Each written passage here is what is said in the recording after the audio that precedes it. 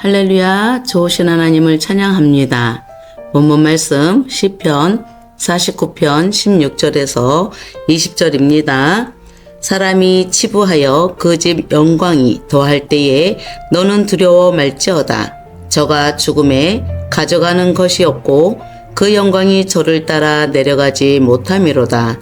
저가 비록 생시에 자기를 축하하며 스스로 좋게 함으로 사람들에게 칭찬을 받을지라도 그 역대의 열조에게로 돌아가리니 영영이 빛을 보지 못하리로다. 종기에 처하나 깨닫지 못하는 사람은 멸망하는 짐승 같도다. 아멘. 본문 말씀 제목은 신자와 불신자의 차이에 대해서 살펴보겠습니다. 인생이라는 긴 여정 속에서 내비게이션을 켜고 가느냐 아니면 지도 없이 감각만으로 길을 개척하느냐의 차이라고도 할 수가 있는 것입니다.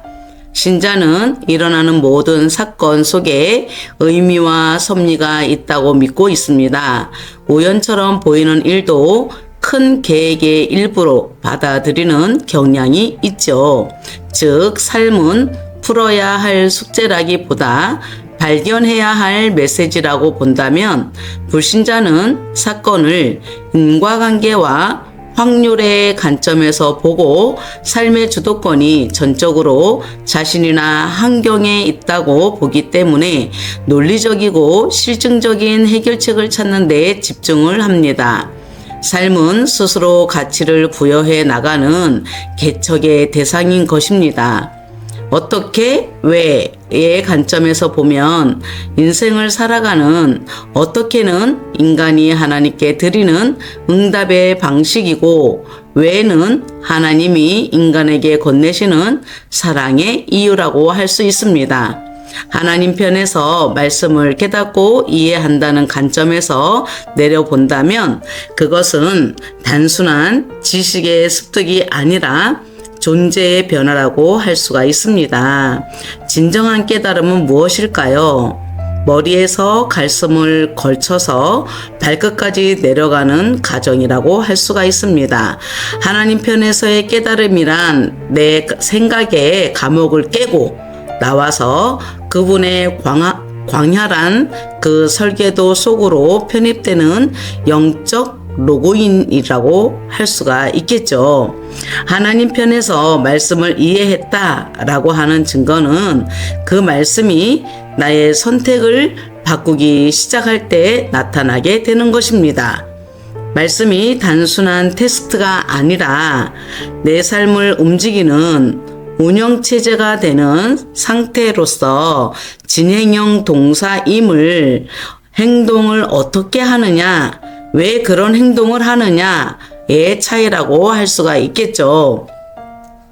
사무엘하 24장 10절에 다윗이 인구 수를 조사한 후에 그 마음에 자책을 하고 여호와께 아뢰습니다. 내가 이 일을 행함으로 큰 죄를 범하였나이다. 여호와여, 이제 간구하옵나니 종의 죄를 사하여 주옵소서. 내가 심히 미련하게 행하였나이다 하니라. 하나님을 믿는 다윗도 이스라엘의 그 수와 힘을 의지하는 것은 그들에게 손해와 결점이 되었다고 알고 있습니다.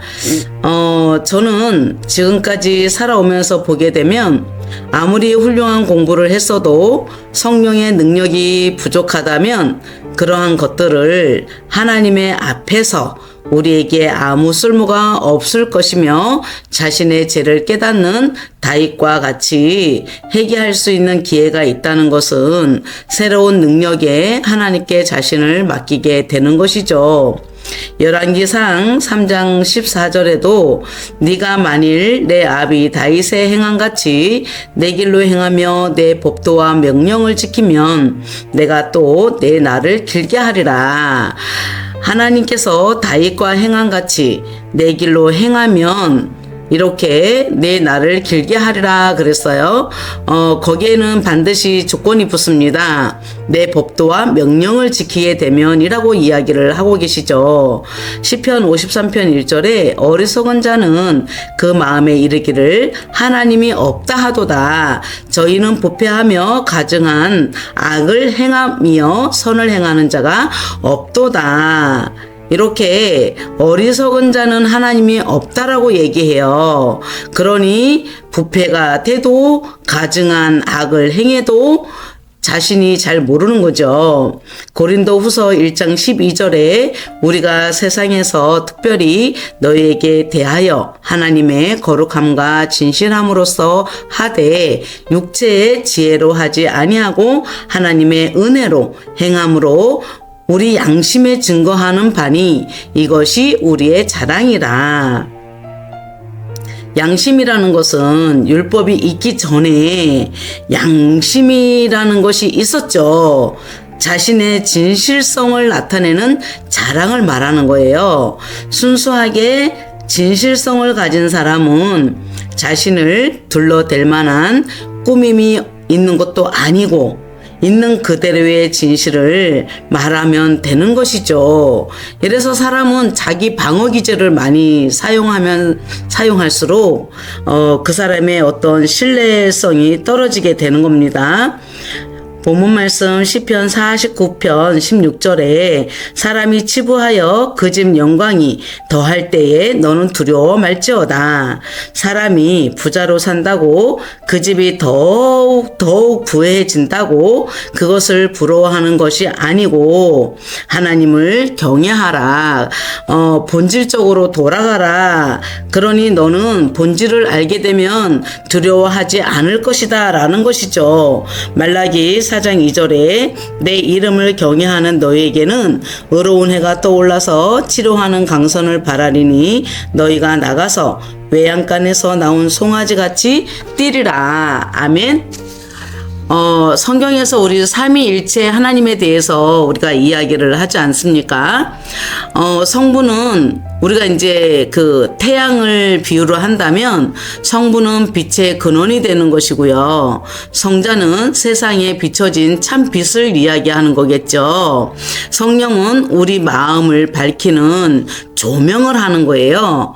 그러니까 태양빛이 우리를 비추어서 성자 예수님은 우리를 인격적으로 만나주시고 태양열이 우리를 녹이듯이 성령님은 우리 마음의 상처를 따뜻하게 어루만져 주시는 것입니다. 이것이 비유일 뿐이지만 하나님과의 사귐을 말로 다 표현을 못하죠. 이제 17절 보면 저가 죽음에 가져가는 것이 없고 그 영광이 저를 따라 내려가지 못함이로다. 하나님을 알지 못하는 것은 자신의 근원이 어디서 시작되었는지 모르기 때문에 아등바등 열심히 살아서 많은 재산을 축적했다 할지라도 죽을 때 가져가는 것이 없고 그에 따른 영광이 따라가지 못한다는 것입니다. 잠언서 28장 11절에는 부자는 자기를 지혜롭게 여겨도 명철한 가난한 자는 그를 살펴 아느니라. 이 가난하다라는 것은 허약한 거를 이야기하지 않습니까? 그러니까 우리가 가난한 것은 불편하다라는 말과 수치스럽다라는 문제가 있는데 가난이다라고 하는 이 단어는 히브리어로 달 이렇게 읽습니다. 동사가 하카르라고 하는 점을 살펴봐야 하는데요. 명철한 가난한 자는 그를 살펴 아느니라. 그러니까 하카르라고 하는 점을 살펴볼 때 가난한 것은 겉모습은 초라하고 힘없고 흔들리는 존재이지만 하카르는 살펴서 알다라는 뜻을 가지고 있기 때문에 광산을 캐듯 깊이 파헤치고 사차치 조사하여 본질을 찾아내는 행위를 뜻하고 있기 때문에 투시를 한다는 거죠. 그래서 가난한 자의 그 본질은 하나님을 아는 것이다 라고 하는 것입니다. 그러니까 본질을 알지 못하는 부자는 돈에 눈이 멀어서 자기 인식과 판단이 잘못되었음을 경고하는 말씀이라고 하겠습니다. 시편 49편 18절은 저가 비록 생시에 자기를 축하하며 스스로 좋게 함으로 사람들에게 칭찬을 받을지라도 본질을 알지 못하는 부자는 살아서 많은 사람들에게 칭송을 받고 살았을지라도 자신의 허물을 보지 못했다는 거죠. 그러니까 근본이신 하나님께로 돌아갈 수가 없는 상태를 말하는 것입니다. 즉 말하자면 베들레헴이 되지 못했다라고 할 수가 있죠. 왜냐고요? 베들레헴은 떡집이니까요. 베들은 이 베이트, 집이에요. 레헴은 인간이나 짐승을 위한 식량이기 때문에 떡을 얘기하는 겁니다. 그러니까 자신의 연약함을 알아야 생명의 떡이신 예수님을 만날 텐데 그러지 못한 것이죠.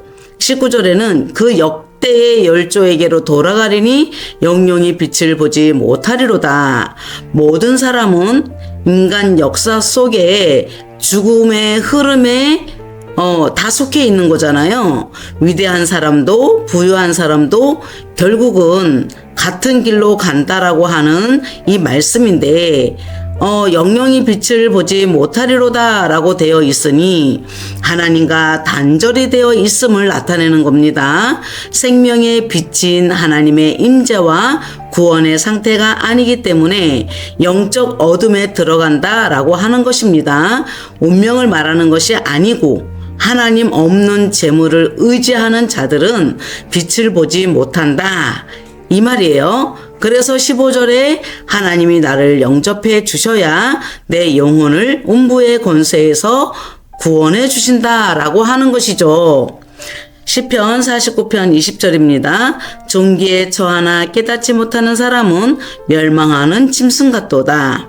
아무리 겉모습이 화려하고 부가 있고 명예가 있어도 그리고 성공한다 할지라도 하나님의 개입이 없는 인생은 성공이 구원이 아니고 부가 영성이 될 수가 없고 명성이 빛이 아니라는 점을 잘 알아서 나의 근원이 어디서 왔는지 영적인 깨달음은 발끝까지 알아지는 것을 뜻하는데 진정한 깨달음이 있는지 자기 자신을 살펴서 내가 정말 참 신자인지 아니면 불신자로서의 교회를 다니고 있는 것은 아닌지 살펴보는 것이 더욱 중요한 것입니다. 사랑하는 성도 여러분, 인생의 여정에서 삶을 잘 살아가야 하는 인과관계나 확률적으로 살아가는 것도 틀린 것은 아니지만 본질을 알아갈 때 삶이 더 풍성해지고